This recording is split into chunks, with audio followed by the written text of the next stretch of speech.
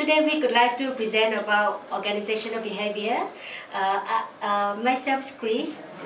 We have Bonnie, Maboy, and Shona.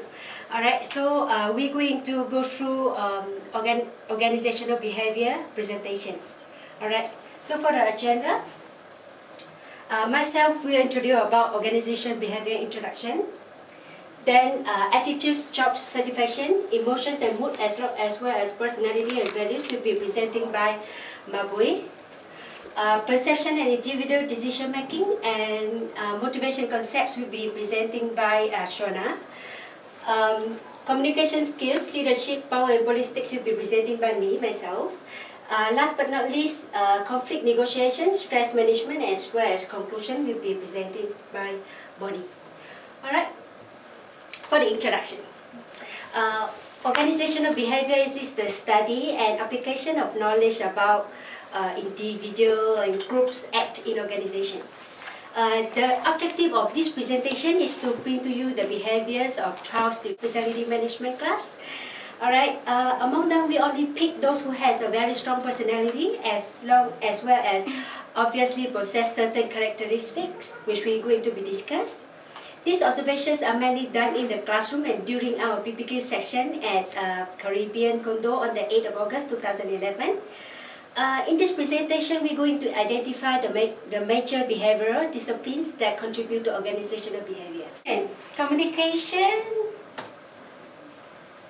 is the activity of conveying the meaningful information. Communication requires a sender, a message, and a recipient. And the recipient is not necessarily required to be at the point of communicate. So the communication process will be completed once the receiver get and understand the message. There are three main channels of communication, which is non-verbal communications, visual communication, and oral communications. Alright, for non-verbal communications. Non-verbal communication is the process of conveying the meaning through non-word messages. And the research shows that majority of communications are non-verbal. It's also known as body language. So non-verbal communication including a gesture, postures, body language, facial expression, eyes contact and everything. So for example, look at this picture.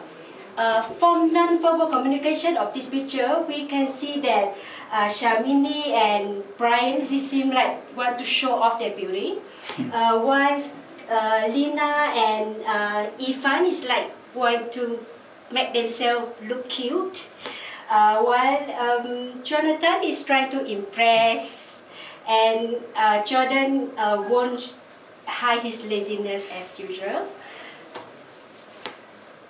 Alright. Speech also contains of non-verbal elements, and we know it as paralanguage. These include tone of voice, emotions, speaking style, words arrangement. For example, okay, look at Nora here. Nora was having full attention from the listeners because she's adjusted nicely her tone of voice as well as her body language, rhythm, intonation and stress. Visual communication. Visual communication is the conveyance of ideas and information through the creation of visual communications. Primarily including of size, typography, colors, electronic resources such as TV, video, websites. For example, look at this picture, can see that Zared was visualizing his team's Squawker game during our gathering. So by visualizing the game, he helped us to get full picture of how the games, how we're going to play. So this is a very good example of visual communication. Oral communication. Oral communication refers to spoken verbal communication. It not only relies on words, it also relies on visual aids and non-verbal elements to support the conveyance of the meaning. Oral communication including discussions, speeches, presentations, interpersonal communications, and variety of forms of communications. For face-to-face communication, Face-to-face communication, body language and voice actually have a significant role and may have a greater impact on the listener than the content of the words. For example, if Uttam and Jonathan both saying the same joke, but for Jonathan, he's like with his exciting tone of voice and combining with his body language, he make the class laugh. But while Uttam, like he's telling a joke, but then like his boring face and the body language never move, he making us boring. So in other words, what you say does not as nearly as important as how you say it. Leadership. Leadership is organizing the group of people to achieve a common objective. The leader may or may not have the formal authority. Leadership has been described as the process of social influence of one person which enlists the aid and support from other people to achieve the common goal. Leadership requires deep humanities and conventional beyond the authorities. Leadership in modern age. Leadership in modern age are enabling force, helping people and organizations to achieve, perform, and develop. Effective leadership does not necessarily require to have a great technical or capacity. Good leadership in the modern age requires more attitudes and behavior which characterize and related to humanity. Some people are born naturally to leadership, but most people don't seek of leadership. Many more are able to lead in one way or another, this situation to another, which they would not realize that they are leading someone. People who want to be a leader, they may develop the skills if they want to. Leadership sometimes comes to people after in life, and that's not a bad thing. Anyone can be a leader if he or she is suitably driven to a particular cause. And many qualities of effective leadership like confidence and charisma, these qualities will be developed and from the experience of relationship role. Adaptability of style is increasingly a significant aspect of leadership because the world is getting increasingly complex and dynamic. Okay, for example, I have 3 groups here. For the first group, as observation, Balaji's group does not really have a leader, nobody to motivate, nobody to monitor, organize them to achieve their educational objectives. But as my observation, Balaji may be a good leader if he is motivated to take up the role. Because he's smart, he's well behaved, he has a very good communication skill, and he's a deep thinker too.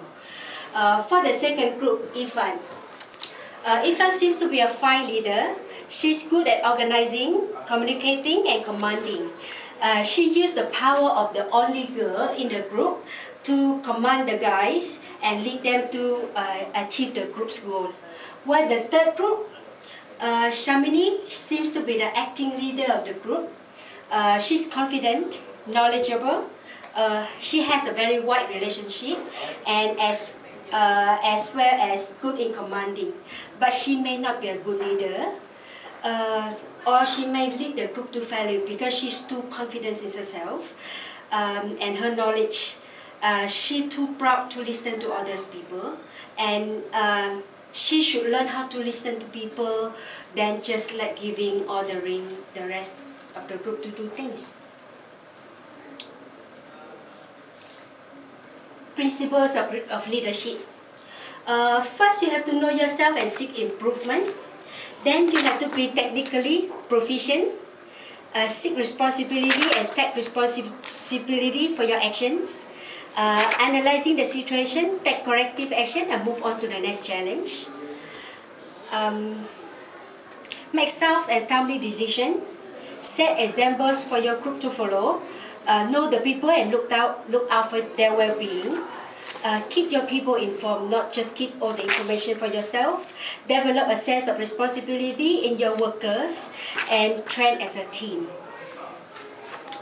Process of great leadership. First, you need to challenge the process.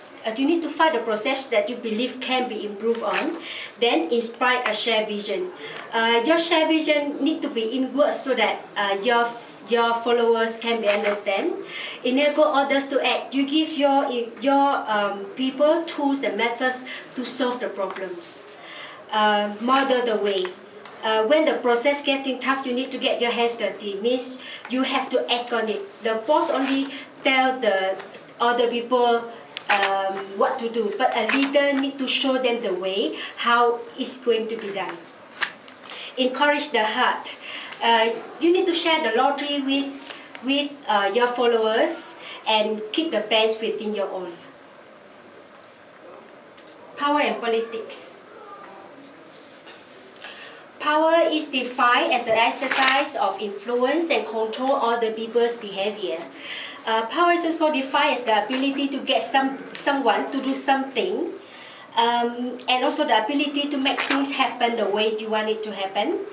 Power is important within the organization because the management will influence individuals to get things done.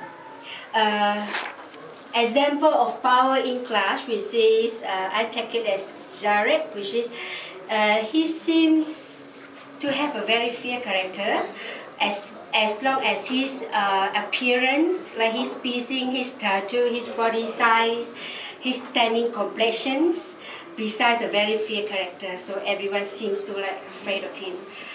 Sexual harassment.